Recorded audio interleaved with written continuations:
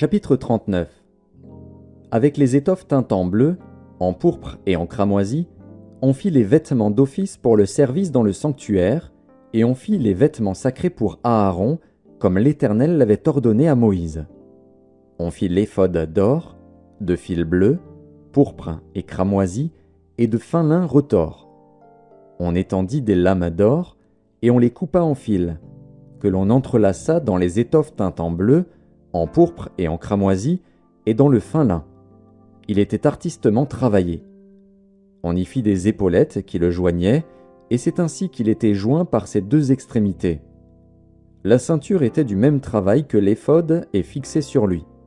Elle était d'or, de fil bleu, pourpre et cramoisi, et de fin lin retors, comme l'Éternel l'avait ordonné à Moïse.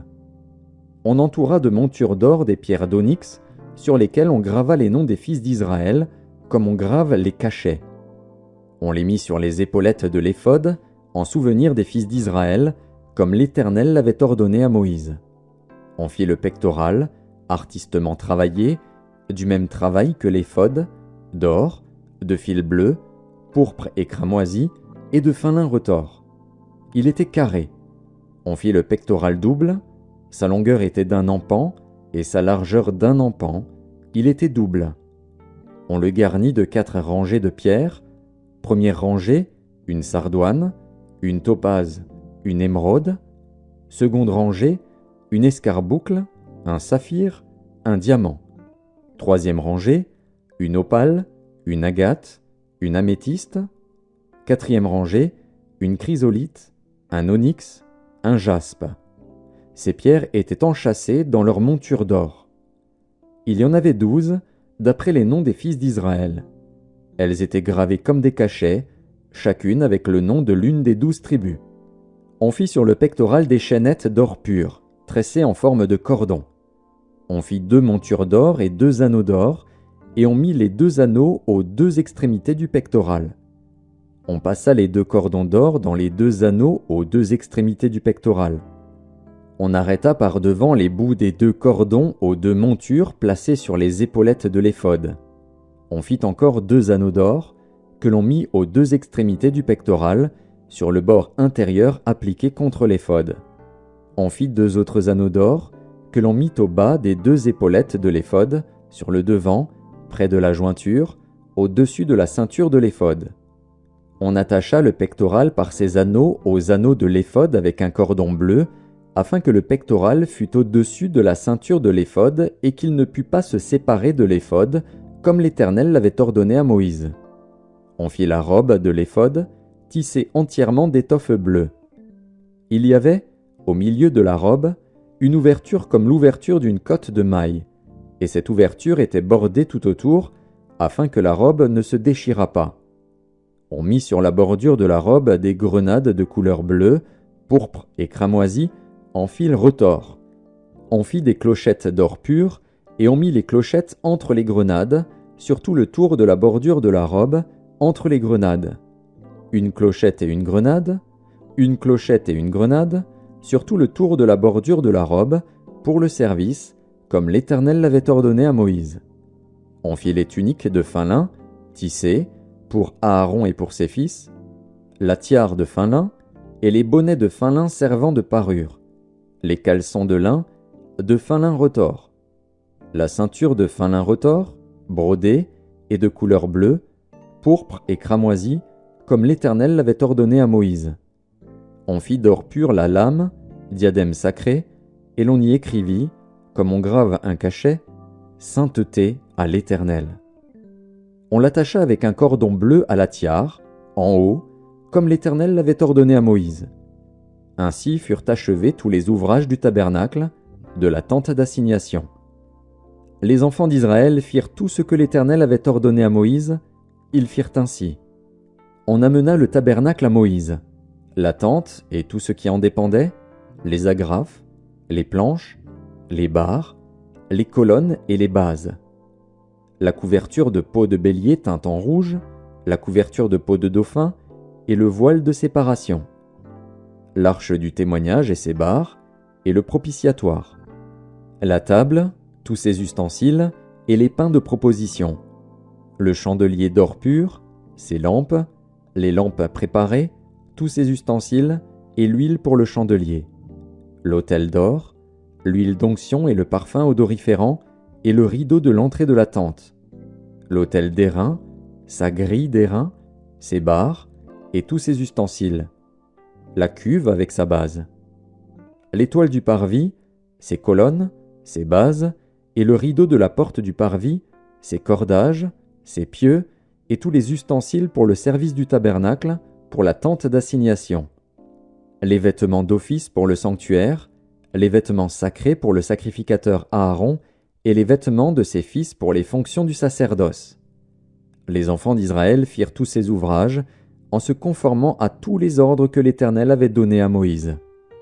Moïse examina tout le travail, et voici, il l'avait fait comme l'Éternel l'avait ordonné, il l'avait fait ainsi. Et Moïse les bénit. Chapitre 40. L'Éternel parla à Moïse, et dit : Le premier jour du premier mois, tu dresseras le tabernacle, la tente d'assignation. Tu y placeras l'arche du témoignage, et tu couvriras l'arche avec le voile. Tu apporteras la table, et tu la disposeras en ordre. Tu apporteras le chandelier, et tu en arrangeras les lampes. Tu placeras l'autel d'or pour le parfum devant l'arche du témoignage, et tu mettras le rideau à l'entrée du tabernacle. Tu placeras l'autel des holocaustes devant l'entrée du tabernacle, de la tente d'assignation. Tu placeras la cuve entre la tente d'assignation et l'autel, et tu y mettras de l'eau. Tu placeras le parvis alentour, et tu mettras le rideau à la porte du parvis. Tu prendras l'huile d'onction, tu en oindras le tabernacle et tout ce qu'il renferme, et tu le sanctifieras, avec tous ses ustensiles, et il sera saint. Tu oindras l'autel des holocaustes et tous ses ustensiles, et tu sanctifieras l'autel, et l'autel sera très saint. Tu oindras la cuve avec sa base, et tu la sanctifieras. Tu feras avancer Aaron et ses fils vers l'entrée de la tente d'assignation, et tu les laveras avec de l'eau. Tu revêtiras Aaron des vêtements sacrés, tu l'oindras, et tu le sanctifieras, pour qu'il soit à mon service dans le sacerdoce. Tu feras approcher ses fils, tu les revêtiras des tuniques, et tu les oindras comme tu auras oint leur père, pour qu'ils soient à mon service dans le sacerdoce. Cette onction leur assurera à perpétuité le sacerdoce parmi leurs descendants. Moïse fit tout ce que l'Éternel lui avait ordonné, il fit ainsi. Le premier jour du premier mois de la seconde année, le tabernacle fut dressé. Moïse dressa le tabernacle, il en posa les bases, plaça les planches et les barres, et éleva les colonnes. Il étendit la tente sur le tabernacle, et il mit la couverture de la tente par-dessus, comme l'Éternel l'avait ordonné à Moïse. Il prit le témoignage, et le plaça dans l'arche. Il mit les barres à l'arche, et il posa le propitiatoire au-dessus de l'arche. Il apporta l'arche dans le tabernacle. Il mit le voile de séparation, et il en couvrit l'arche du témoignage, comme l'Éternel l'avait ordonné à Moïse. Il plaça la table dans la tente d'assignation, au côté septentrional du tabernacle, en dehors du voile. Et il y déposa en ordre les pains, devant l'Éternel, comme l'Éternel l'avait ordonné à Moïse. Il plaça le chandelier dans la tente d'assignation, en face de la table, au côté méridional du tabernacle. Et il en arrangea les lampes, devant l'Éternel, comme l'Éternel l'avait ordonné à Moïse. Il plaça l'autel d'or dans la tente d'assignation, devant le voile. Et il y fit brûler le parfum odoriférant, comme l'Éternel l'avait ordonné à Moïse. Il plaça le rideau à l'entrée du tabernacle. Il plaça l'autel des holocaustes à l'entrée du tabernacle, de la tente d'assignation, et il y offrit l'holocauste et l'offrande, comme l'Éternel l'avait ordonné à Moïse.